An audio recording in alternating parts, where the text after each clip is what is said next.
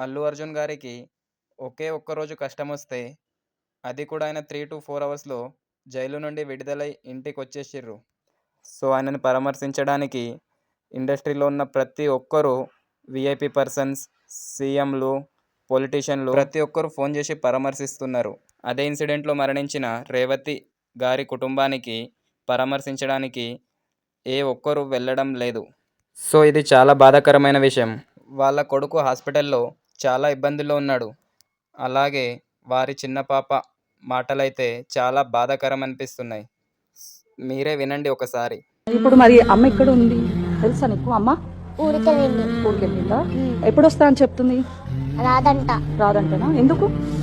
ఏమో చెప్పలే. ఎప్పటి నుంచి ఉన్నావు నువ్వు హాస్పిటల్లో? రోజు వెళ్తున్నా. రోజు వెళ్తున్నావా? చూస్తున్నావా అన్నయ్యని? ఆ, ఎప్పుడు వస్తాడంట అన్నయ్య ఇక్కడికి? మీరైతుందంట. వారి కుటుంబానికి 25 లక్షలు ఏం సరిపోతాయి భయ్యా? సో, రేవతి గారి కుటుంబానికి కూడా ఎవరైనా వెళ్ళి పరామర్శించి వారిని కూడా ఆదుకుంటే చాలా మంచిదని ఈ వీడియో ద్వారా తెలియజేస్తున్నాం.